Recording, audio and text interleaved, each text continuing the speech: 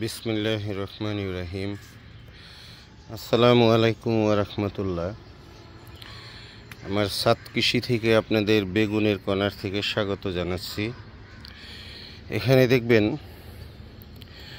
18 litre 25 litre রঙের বালতিতে আমি একাধিক অর্থাৎ 3টি করে বেগুনের চারা রোপণ করেছি এবং বেশ সুস্বাস্থ্যের অধিকারী তারা এখন, এবং ফুলও চলে আসছে।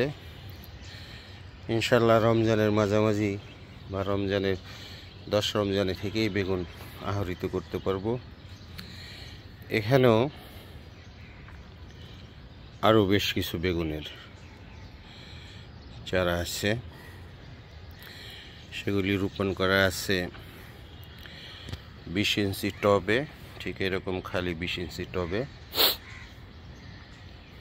এগুলিও আল্লাহর রহমতে যথেষ্ট সুস্থ সবল গাছ হয়েছে এবং প্রচুর পরিমাণে ফুলও চলে আসছে। আশা করি ভালো মানের ফলন হবে।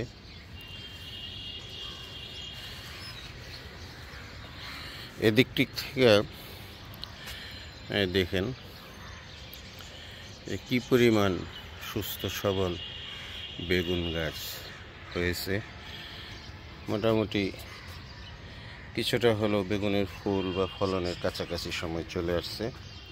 এখানে ব্যারিগেট বেগুন, আমার এই জাতটি হারিয়ে গিয়েছিল, যা খোঁজাখুঁজি করে উদ্ধার করা হয়েছে। এটির বেগুন খুবই সুস্বাদু, ভেজে খাওয়ার জন্য বেশ মজাদার। এখানে যে ছোট গাছগুলি দেখছেন, পানির 8 লিটার পটে লাগানো। আমি এই ছোট বেগুন গাছগুলিতে আমার সাত কৃষিতে আরও কিছু ছোট পানির বোতলে বেগুন গাছ আছে। এদেরকে আমি জৈব এবং রাসায়নিক সার সমন্বয় করে একটি তরল জৈব সার তৈরি করে দেই, যেটি আমার ইউটিউবে দেওয়া আছে। একটি মিডিয়াম ড্রামের উপরে দেখবেন বসানো আছে সারের বিভিন্ন ছোট ছোট কৌটা। আপনারা ওই সারটি যদি প্রস্তুত করে আপনাদের নিজ বাগানে অ্যাপ্লাই করেন, তাহলে ইনশাল্লাহ দেখবেন যথেষ্ট সুস্বাস্থ্যবান গাছ আপনারা পাচ্ছেন। উর্বর মাটি সুস্থ গাছের পূর্ব শর্ত, যেটি আপনি যাই সাত কৃষিতে রোপণ করেন, আপনার মাটিটি যদি উর্বর হয় তাহলে আল্লাহর অশেষ রহমত প্রচুর পরিমাণ ফলন হবে। আমার এগুলি কেবলই ফুল দিতে শুরু করেছে, প্রচুর পরিমাণে ফুল এই গাছগুলিতে আছে। এখান থেকে একটু আপনাদেরকে দেখিয়ে দিলাম। এখানেও দেখবেন বেশ সুন্দর মানের। এখানে আর একটু বিষয় আপনারা লক্ষ্য করবেন যে আমার কোনো বেগুন গাছের পাতা কোঁকড়ানো নাই এবং শোষণ পোকা দ্বারা আক্রান্ত হয়নি। আমি বেগুন গাছে মাঝে মাঝে ভাটিমেক স্প্রে করে দেই। আগে শোষক পোকার জন্য যে টিডু প্লাস ছিল, তার বিকল্প এখন বাজারে আছে। টিডু প্লাসটি পাওয়া যায় না। ভাটিমেক্সের সাথে 18 লিটার পানির মধ্যে আমি 2-3টি প্যাকেট দিয়ে দিই। এতে করে যে অনেক সময় আমরা দেখি যে বেগুন গাছের পাতার নিচে থেকে একটু সুপ বা হলুদ বা ছোট ছোট দাগ পড়ে যায়, আপনারা সেখান থেকে পরিত্রাণ পাবেন। এই মুহূর্তে ওষুধটির নাম মনে নেই। আপনারা টিডু প্লাসের বিকল্প ওষুধ চাইলেই পেয়ে যাবেন, অথবা শোষক পোকার জন্য করণীয় কি আছে ওষুধের দোকানে, কৃষি ওষুধের দোকানে পেয়ে যাবেন, যেখানে সার বিক্রি করে। সাত কৃষিতে আমার এক সময় ধারণা ছিল যে ছোট টবে তেমন ভালো ফলন আসবে না।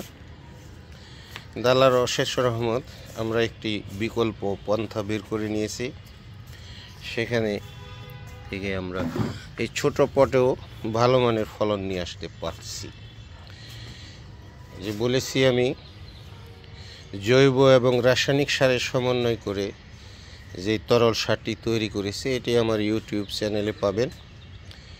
এখান থেকে দেখে আপনারা এর যে বানানোর পদ্ধতি সম্পূর্ণ দেওয়া আছে, সাথে কি কি দিয়েছি এখানে দেখবেন।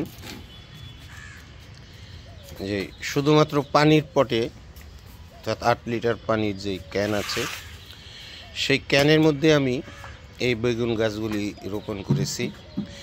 এখানেও লক্ষ্য করবেন আমার কোনো বেগুন গাছ, এই যে সাদা বেগুন চলে আসছে, আমার কোনো বেগুন গাছই কোনো রকম পাতায় ছত্রাক বা মাকড় কোনোটাই নেই। এর জন্য আমি নিয়মিত 15 দিন বা 1 মাস পরে যখন প্রয়োজন হয় আমি বাটি মিক্সের সাথে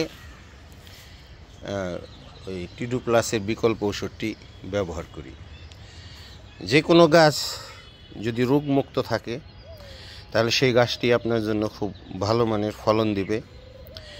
আমরা যারা ছাদ কৃষি করি তারা যদি জেনে বুঝে একটু করার চেষ্টা করি তাহলে কিন্তু আপনারা নিজের ছাদ কৃষিতে যথেষ্ট সফল হবেন।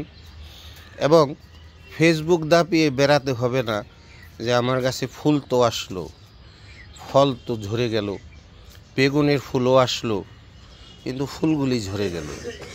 এই বিষয়গুলি আপনাদের খেয়াল রাখতে হবে।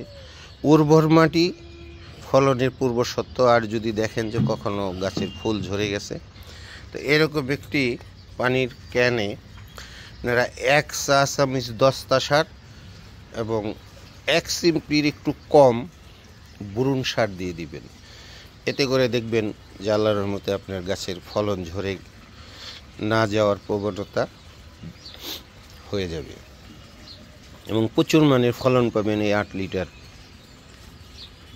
লিটার পানির বোতলে।